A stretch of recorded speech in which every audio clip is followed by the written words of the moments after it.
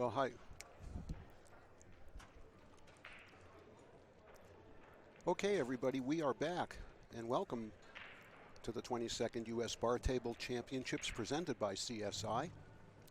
We're coming to you live from the Kamui Arena here at the Grand Sierra Resort in Reno, Nevada. Ken Shuman here for CSI, and we are in the 8-ball division. Our first 8-ball match for you right now between Alex Olinger and Josh Roberts. Congratulations once again to Liz Lovely. She just became the 2015 U.S. Bar Table Ladies 9-ball champion. She now has a title in 8-ball and 9-ball. She's the defending women's 8-ball champion as well. And also congrats to Kelly Isaac on her runner-up finish. So we're transitioning into 8-ball here. So we're now at races to 5 on the men's side. And I will go over just briefly the rules of play here. Somewhere either during this rack or at the end of it when a couple of minutes allow me to do so. Again, as always, alternate break. Rack your own with the magic rack. And the only requirement on racking the balls is, of course, the 8 in the middle and a solid in one corner and a stripe in the other. Doesn't matter which way they're oriented. And the rest of the balls just placed randomly. To execute a legal break, you merely have to pocket a ball or send 4 object balls to the cushions.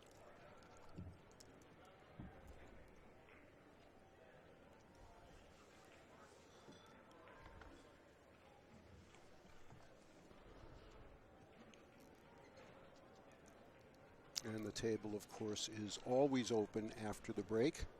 And one rule to just remind everybody of, because it's only been the last couple of years that this rule has been in effect for BCA Pool League rules. A scratch or foul on the break is ball in hand anywhere, not just in the kitchen. Ball in hand anywhere. The 8-ball's never neutral. You can never strike it first unless it's your only remaining ball on the table. You may use it as the second ball of a multiple ball combination, but it's only legally able to be struck when your group is cleared.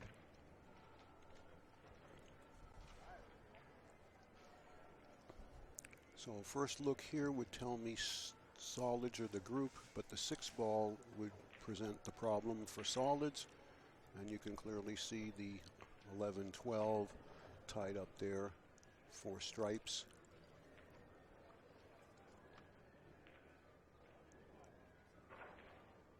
But I do think that Josh has an opportunity off the deuce or the 3 to move the 6.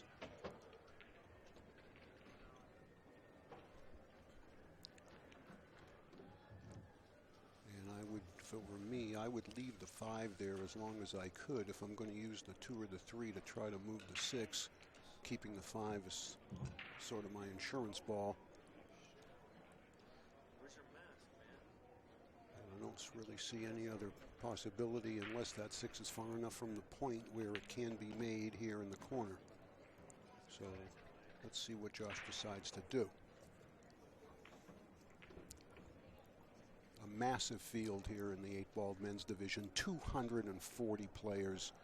And once again, that's just a testament to the popularity of the USBTC and the growth that it's sustained for the past 5 or 6 years.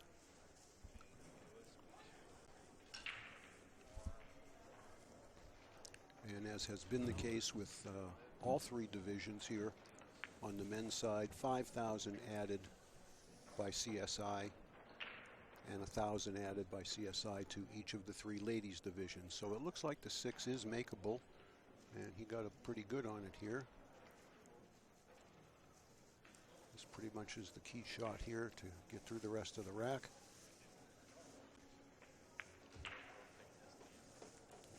Whoa, where are you going, Whitey?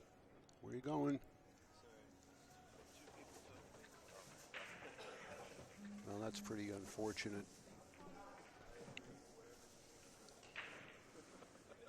ball in hand for Alex. And I think he will probably start with the 12-11. I sure would.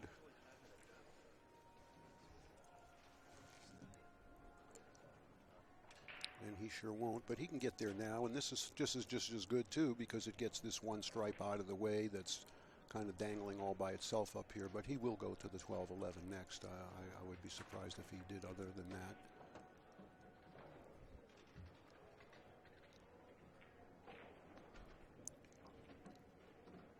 And he did call the combination, which he's required to do, regardless of how obvious it looks. Combination shots must be called, as do bank shots and anything else that's not otherwise obvious. You don't have to call the 8 if it's obvious. But he's decided, I guess, to delay on the 11-12. I'm not sure I would, but maybe he just doesn't like the way it looks. And now it looks much better. Good shot. The 12 will stay right there, so it'll be 11, then the 12, then the 10, then the 8.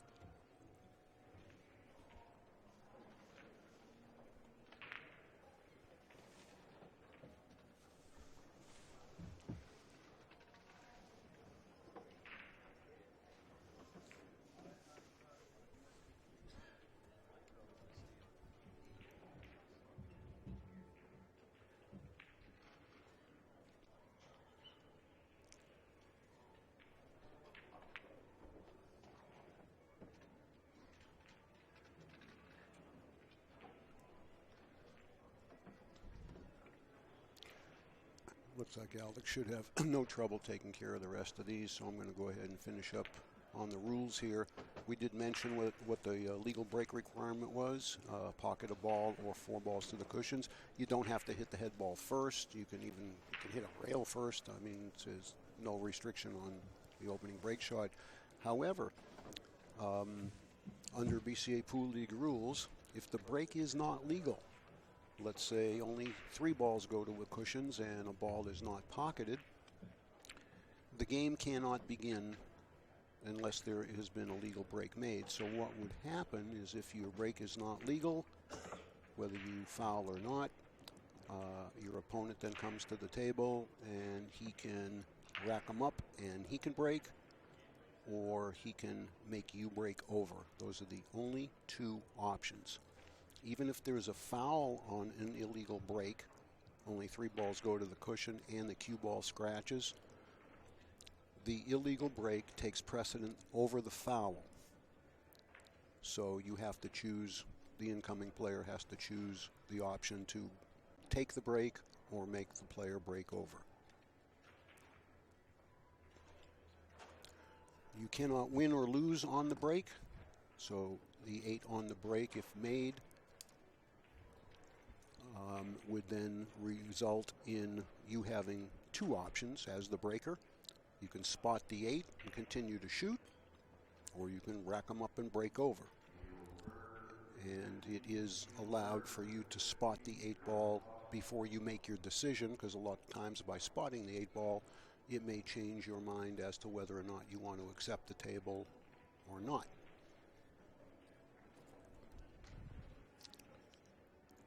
We've said tables always open after the break, and the groups cannot be established until an object ball is legally pocketed on a shot after the break.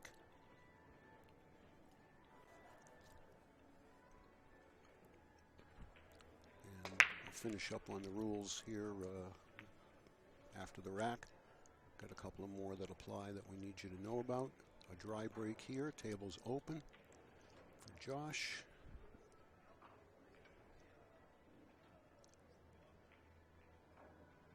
Solids appears to be the preferred group, but what can he shoot for his first solid? Maybe the 4 ball and maybe the 7 ball. 7's the ball to the right here, lower right by the 2 stripes that are tied up. Not an easy opening shot, but even if he were to graze the 9 first, that's not a foul, because right now, while the table's open, all the balls are legal object balls with the exception of the 8. But the only reason I don't think he can take the stripes is not only is the 12 covered by the 1, but he's really got no way to open the 13 and the 9. So the 4 is going to be the shot, I would expect.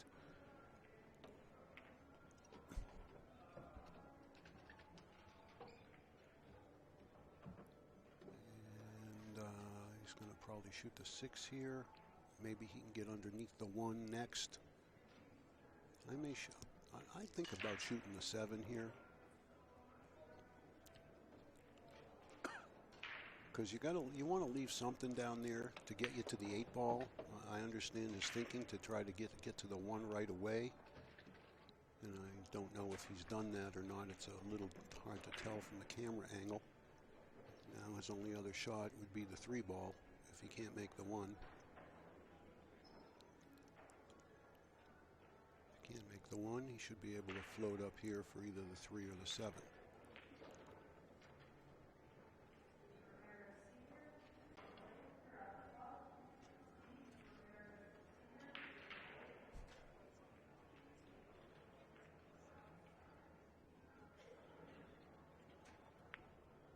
No good. He knew he had a little protection because of the way the stripes are tied up. And if I were Alex, I would maybe first start to look at if there's some place I can play safe and get myself a ball in hand, or at least make Josh kick where he might help me and open my group up a little bit. I mean, he could play safe. He could call the 12 and play safe and try to put the cue ball under the 11, right by the 8. But to start shooting any stripes here, I don't think is the correct strategy, because I don't see how you can get out. And all you're going to do is make it easier for your opponent. Think of the stripes as your soldiers, you know. The more of them you have, the better fight you can put up. But I definitely like a safety, and even if I leave him long and straight on the 1 ball, that's still going to leave a lot of work for him on the solid.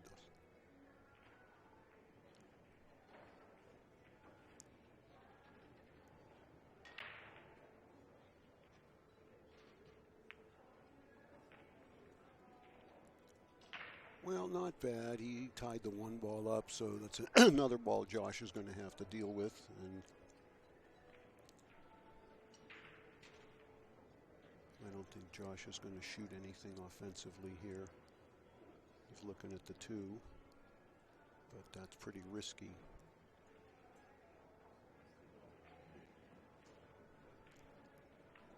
Well, I guess he is.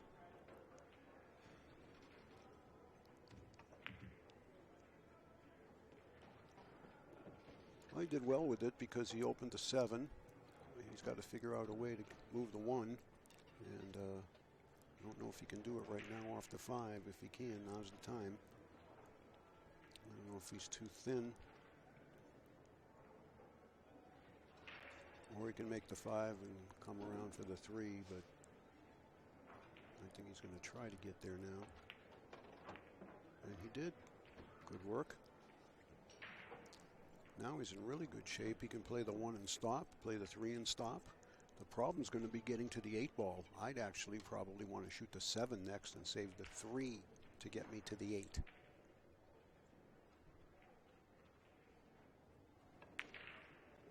And I think he feels the same, because now a stop shot on the 7 should give him the angle to go right down in the kitchen for the 8 ball. Well thought out here by Josh Roberts in the second rack in a race to 5.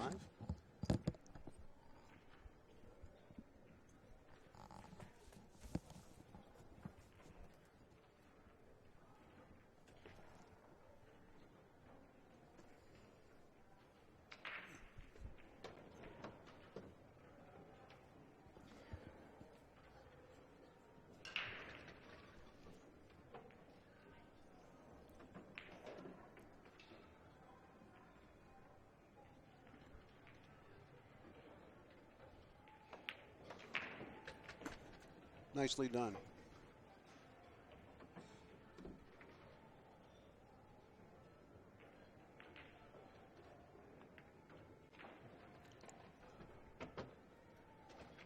Good job there by Josh getting through that rack once he had his opportunity. He ties the match up now at 1. And he did so on Alex's break, so they've each won on the other guy's break. Back on serve here in rack 3.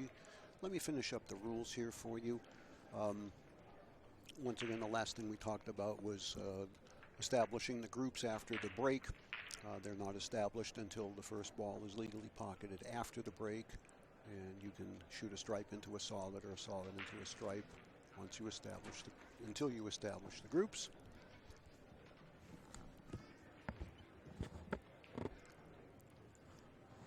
And there's no 3-foul rule in 8-ball, by the way, ladies and gentlemen. There is a provision for a stalemated rack, and I don't think we'll discuss that right now unless a situation comes up where it could come into play. But we will discuss the last part of the rules, and the most important. It's shooting the 8-ball and potentials for losing the game, whether shooting the 8-ball or not. So you'll lose the game if you illegally pocket the 8-ball. That means it goes in other than the pocket you intend to play it in, or it goes off the table on any shot other than the break shot, or you pocket the 8 on the same stroke as you pocket the last ball of your group, or you pocket the 8-ball and commit a foul. Now, if you simply foul on the 8-ball and it does not go in, you don't lose the game. It's just ball in hand. It's just a foul like any other foul. An easy way to remember, folks, is as long as the 8-ball is still on the table, the game is not over.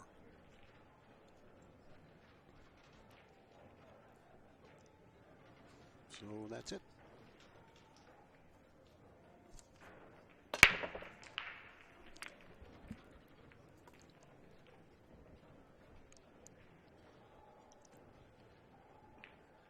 Eight balls in the kitchen. Nothing down. A lot of congestion down there.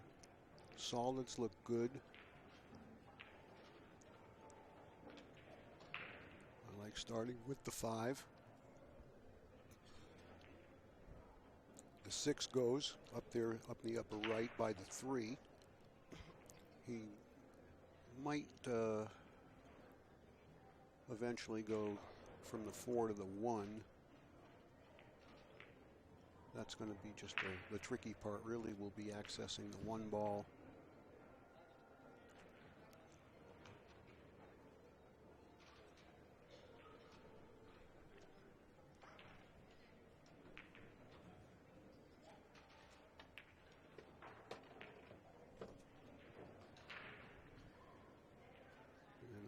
Expect him to leave the 2 ball for last. If he can get the cue ball here down around just prior to the head string, I think he'll be in really good shape.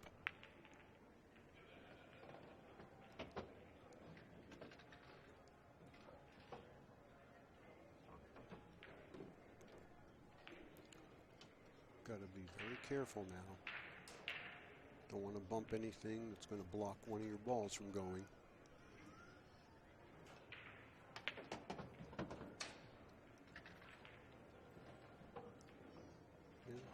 6, 1, 2 looks like the rest of the pattern.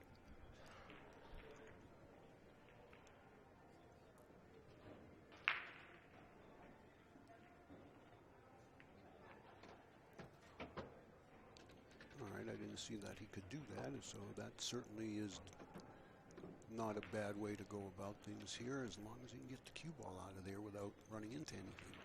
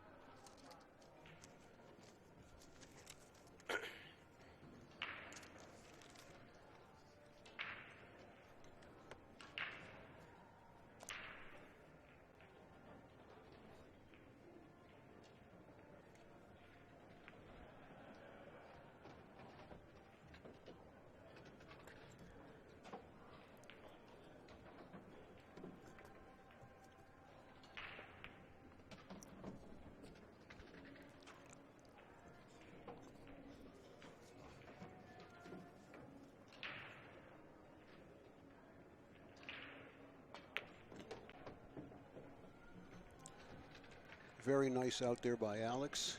2-1 he leads, and he is breaking.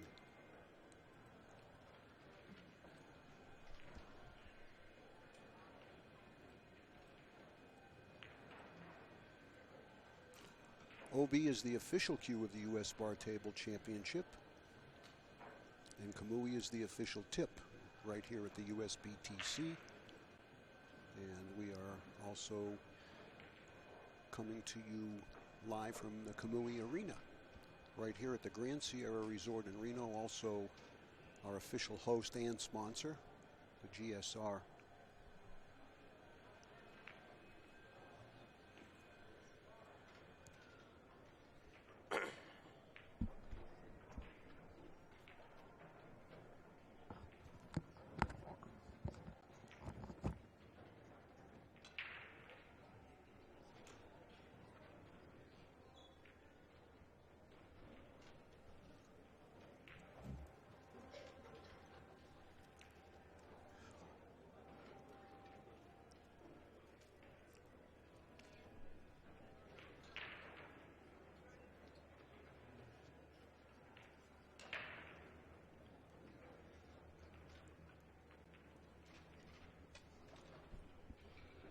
Alex has been employing the second ball break, which is quite popular on the bar tables.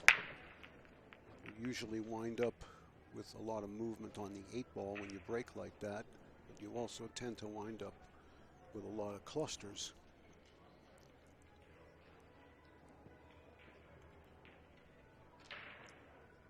And Josh, you can shoot any solid you like as long as it's yellow. Well, he's got the 2 in the side or the 1. That's pretty much all he has to shoot. I don't think he can shoot a stripe anywhere. And actually, the solids are the better group because of the 15 ball. That's the ball just in front of the 4, in front of the right-hand side. It would go in the side, but it's not easy to get to. Unless you're a straight in on the 12, it's just more of a question of the balls are dictating what he's got to shoot here.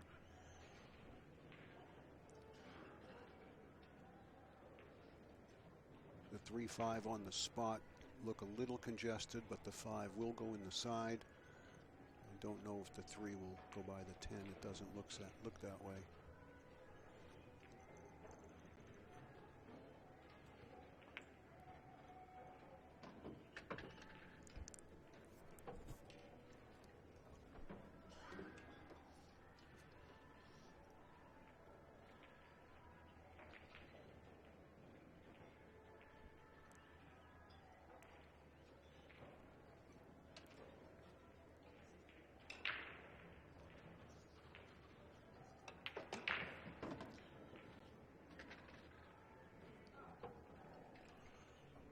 I think I would try to play the 7 off the 10 to clear the pocket. That's exactly what he's looking at, and that's exactly the right shot.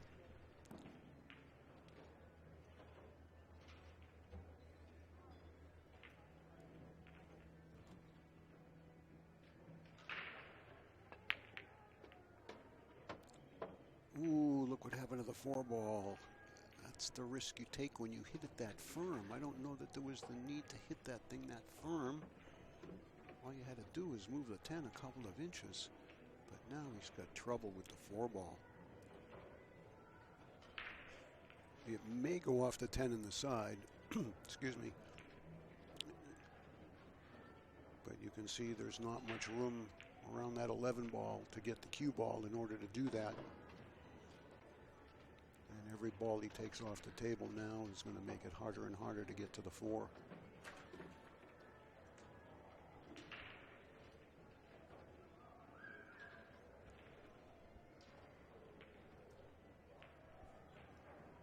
Maybe there's enough room for him to get in there and cut that 4 in the corner between the 9 and the 10. But it's going to be moot because he missed.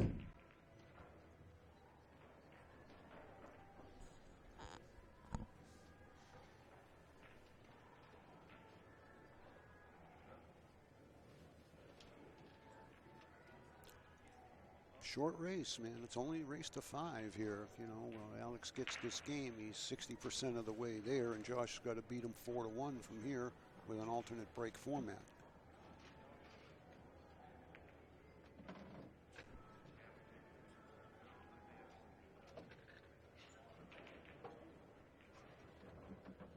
I think now would be a good time to get on the 9 if you can.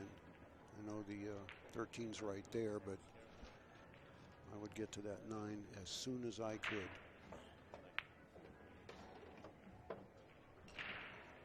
Okay, well now he'll be okay because I didn't know there was enough room there for him to get to the 14 or 15.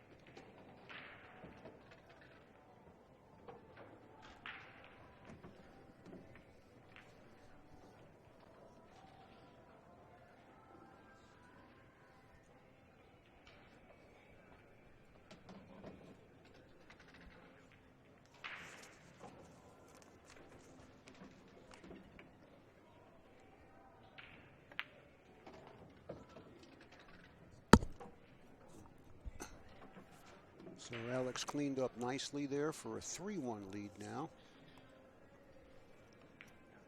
And again, just one more reminder of what's next. It's the 9-ball final. It's at 4 o'clock. It's Danny Olson versus Shane Van Boening in a battle of the South Dakota kids. The original and version 2.0.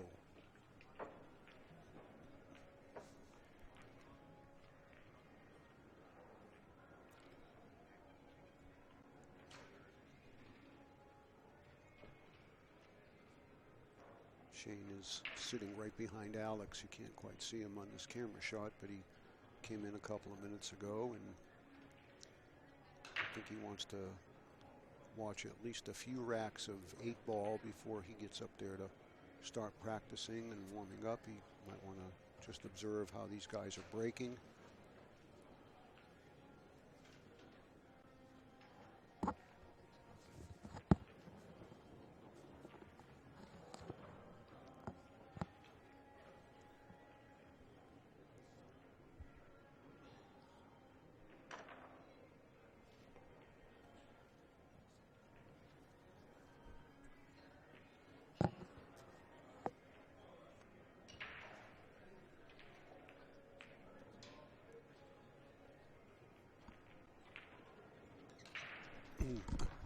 Josh, can you have a solid in one corner? Thanks.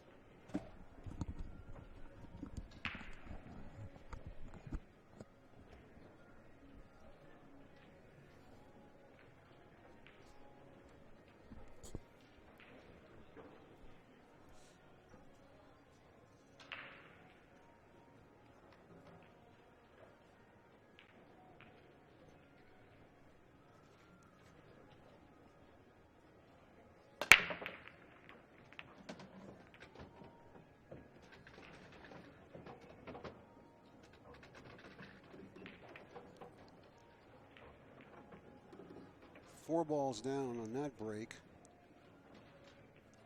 You can pick whatever group you want here. My guess would probably be the stripes, just because of the hanging stripe here in the lower right, preventing the 4 ball from going.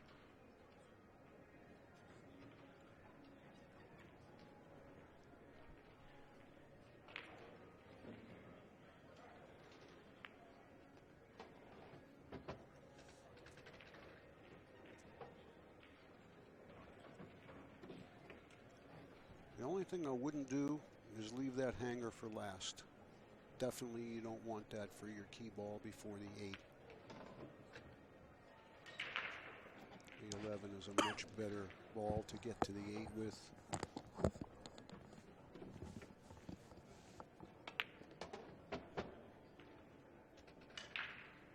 I mean, he may feel otherwise. Maybe it's going to be okay, but it's just that when a ball's really close into the pocket, a lot of times it's hard to play position off of it. Maybe not so much in this case because he's got so much room to go one rail at the 8. So that didn't take any time at all. Of course, you make 4 balls on the break, you're not going to have a whole lot to do. So 3-2 is now the score in the match. And it's Alex's turn to break in a race to 5.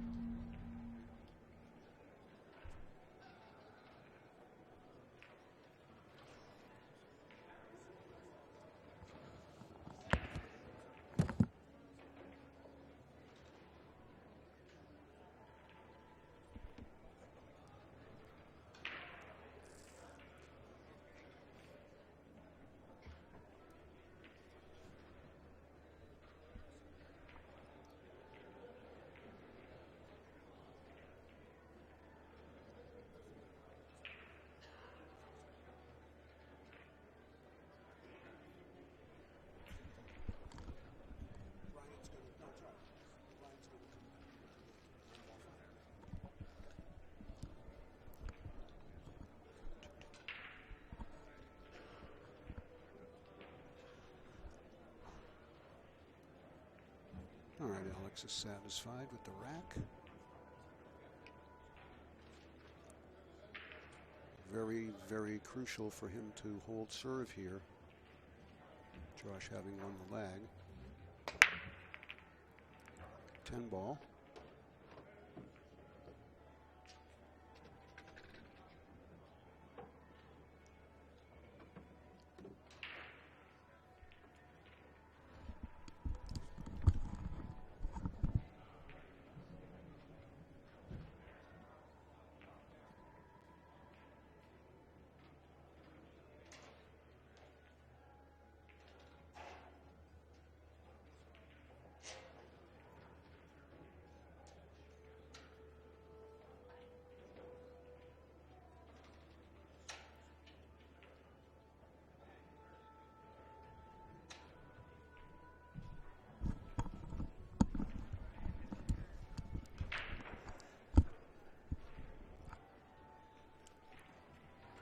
The choice of groups here really is all dependent on what he eventually would plan to do with the 4 and the 13.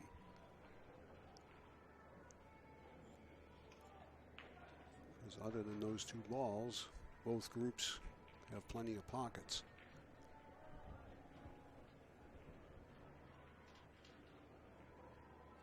And I don't know. The only thing he could probably do if he wanted to get a little risky here. Well, I guess he's going to go this way. Probably going to wind up using maybe the 12 to open that up.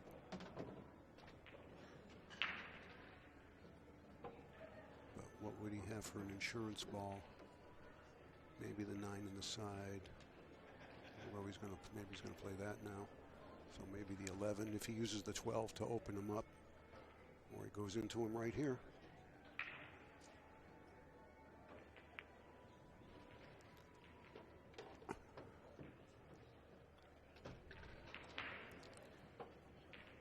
Okay, doesn't look like he can run the cue ball into the 4.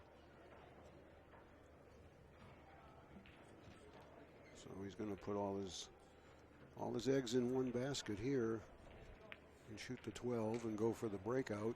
And he didn't get the angle, but maybe the 13 will go in the side from here. I think he should take a look at it. I think it goes. Maybe he wants to shoot the 12 and then come back, but I'd look at that 13 in the side. I mean, I'm sitting kind of on that line, and when I went out there to clear the magic rack, I mean, there's definitely a space between these two balls. I think he has noticed it. Yeah, he has. He's a smart player. He's not going to miss something like this as far as at least observing it. Now, whether he wants to play the 12 first, I don't know, but he certainly needs the cue ball right back where it is now.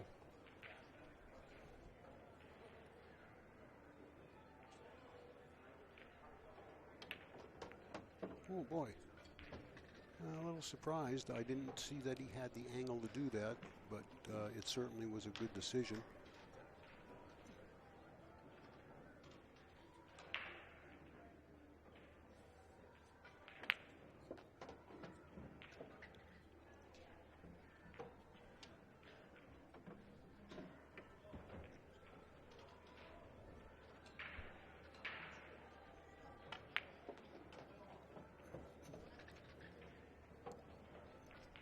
Notice the care with which he played the entire rack. The cue ball never ran into another object ball.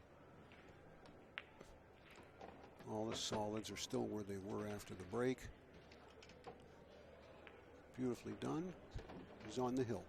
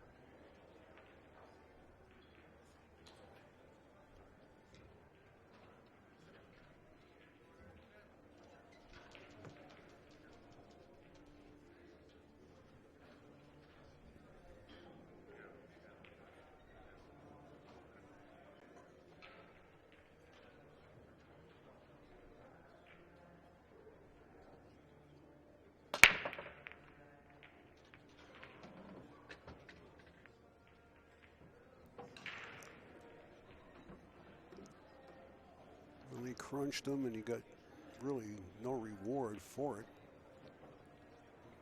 Pretty much has nothing he can shoot unless he can carry the 3 in off the 10.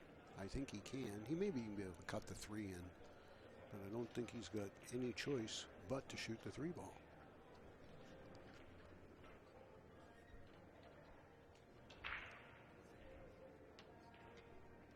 Looks like the 7 way up there in the kitchen does pass under the 15. All the other solids do have pockets. Be a little careful here that the 10 doesn't cover the pocket, though. That's good. He was able to miss it altogether.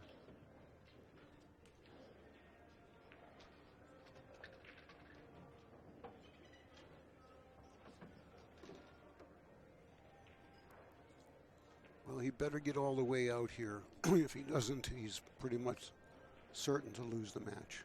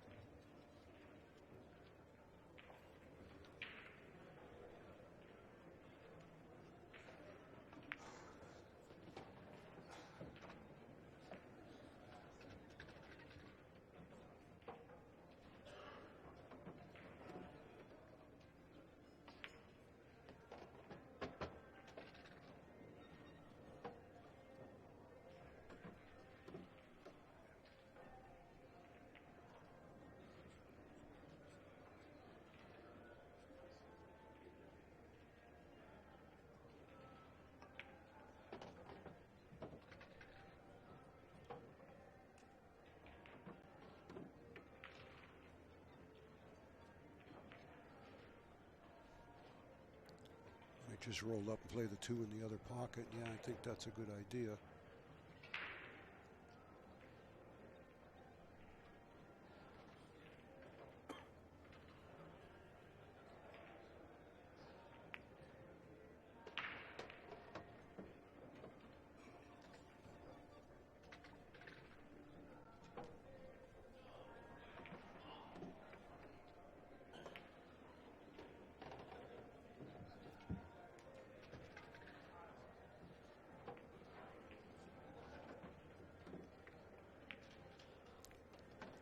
Nice out, Joshua. Well, he did all he could do. Now he simply has to pray for a turnover, because he does have the hammer in the final rack.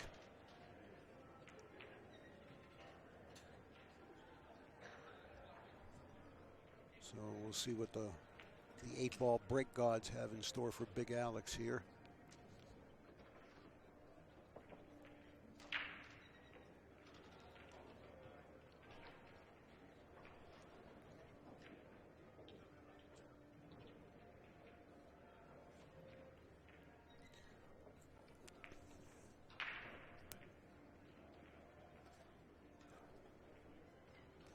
This diamond table is a standard Pro Cut 4.5-inch pocket table, as all of the tables are here for the USBTC. They all have Simonis 860 in Tour Blue.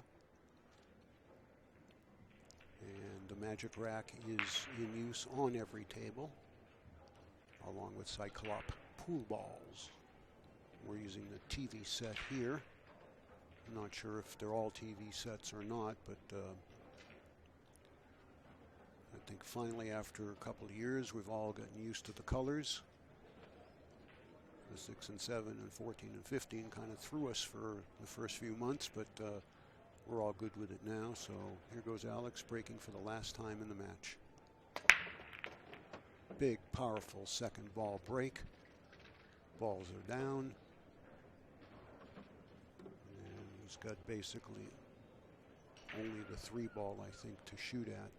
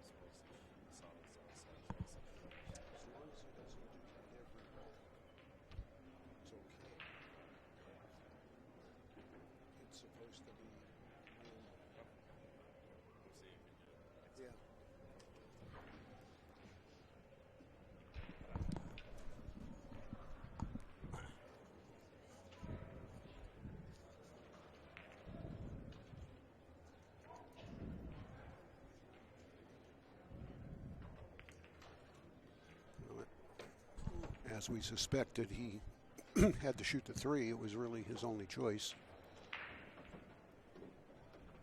But there's nothing easy about this now. Unless if the 2 goes where he's standing, that's going to help quite a bit. But of course, I do want you to notice the 6-7 in the kitchen. It looks like both corner pockets are blocked. It's possible eventually he might make the 7 by having it follow the 12 in. But there's a lot of work left to do here.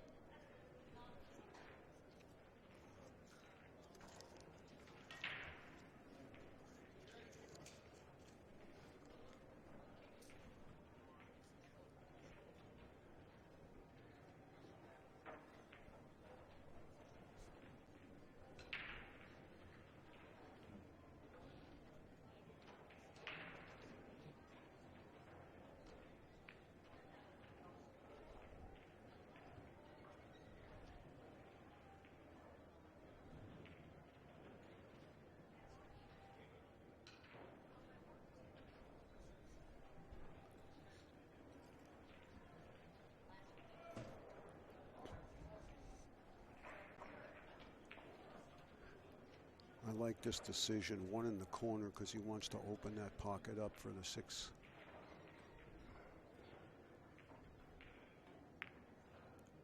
Not sure, no.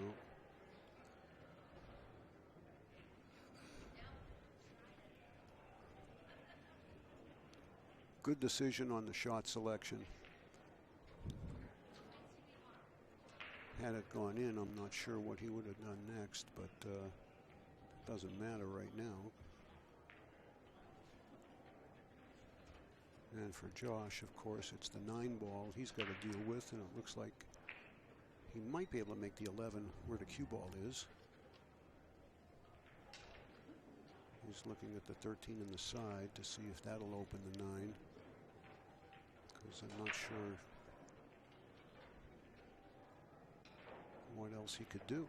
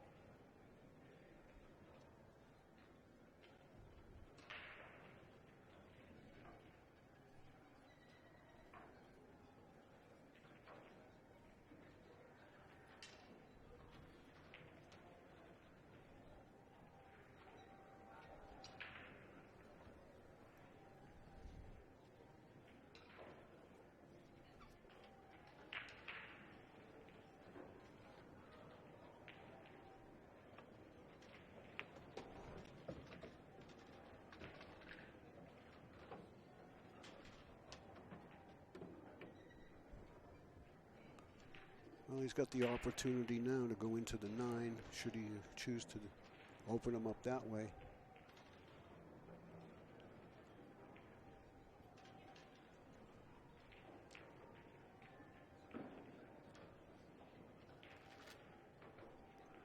Well, maybe he can't see the 14 enough, and I guess he can't because he's getting the short stick.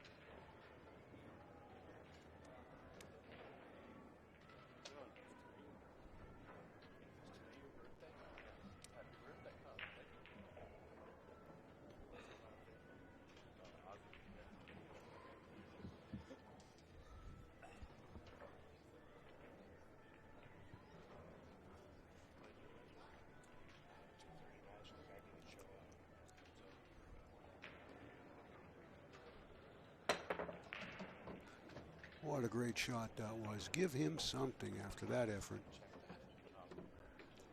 Yeah, what it gave you is the 13 ball.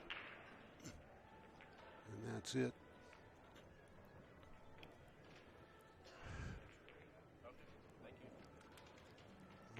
Excuse me, folks. I almost think he's got to bank it.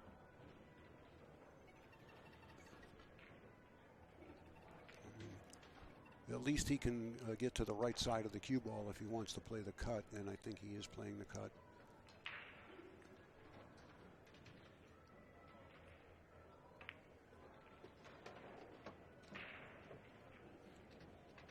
Oh, no, no. Whew. Don't do that to him after that great jump shot and that shot.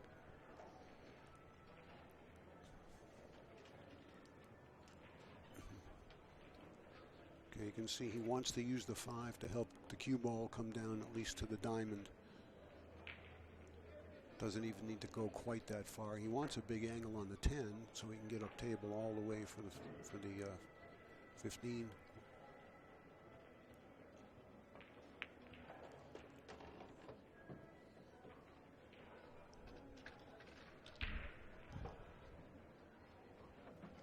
Like to get at least to the side pocket here.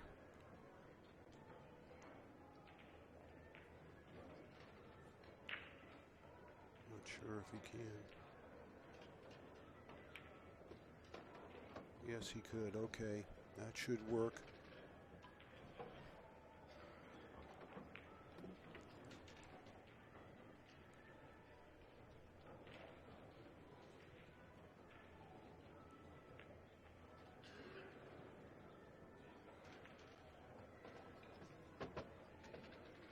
This was a championship out right here, ladies and gentlemen. I'll tell you, I'm very impressed with the way Josh went about this.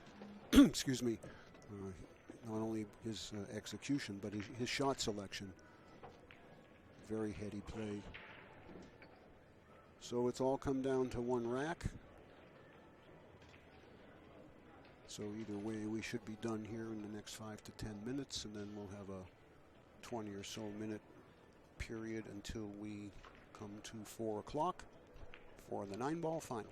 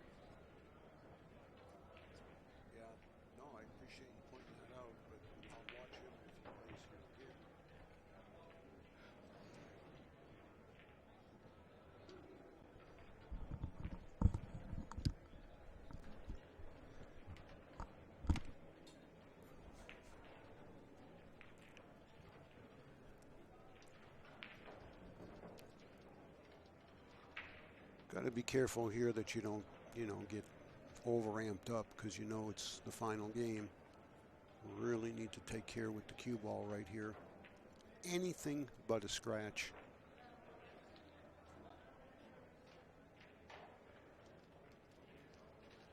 I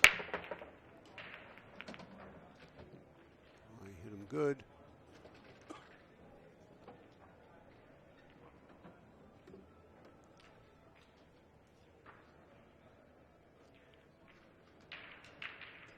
Frankly, both groups look good if the 14 can go. That's the ball underneath the 3, way up there in the kitchen on the rail, the short rail. If that goes, stripes are okay. The only reason I'd lean to the solids is the 8-ball. And the 8-ball has neither corner pocket right now. Matter of fact, I don't think the 8-ball has a pocket. And that would make me take solids in a heartbeat.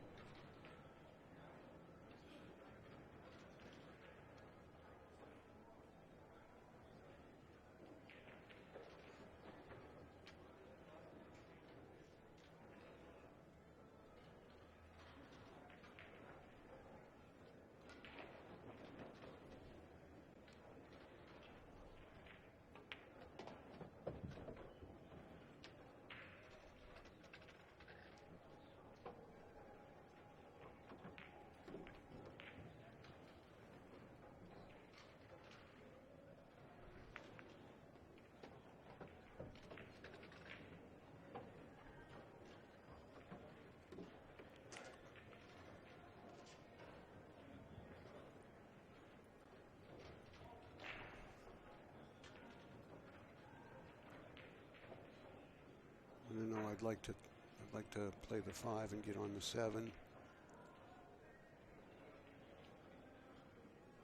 then play the 6 after the 7. And come on. And then the 1 after the 6. And 1 to the 2.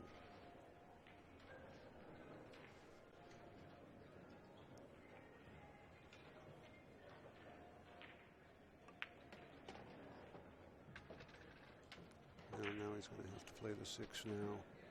And that's okay. Inside English here, up for the 7 ball.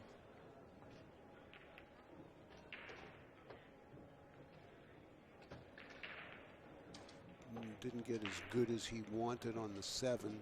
He's got the cue ball going away from the 1. A lot of traffic down there.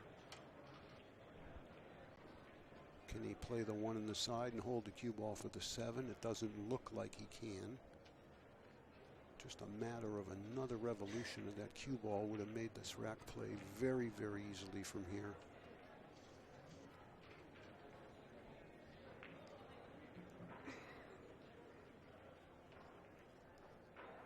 I wonder if he can come 3 rails around for the 7 in the side.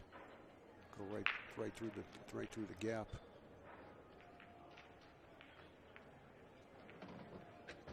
Even better. Good shot.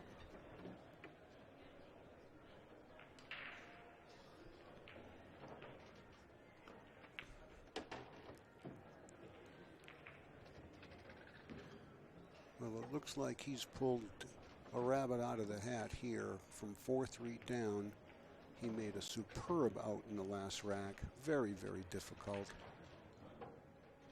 And he's taken care of this rack with a lot of precision, and he deserves this victory. So it's 5-4 for Josh.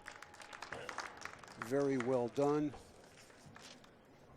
And we're going to take about a 20-25 minute intermission here and get set for the 9-ball final. That's coming up at 4 p.m. between Shane Van Boening and Danny Olson. You're watching the 22nd U.S. Bar Table Championships on CSI. We'll be back in 25 minutes.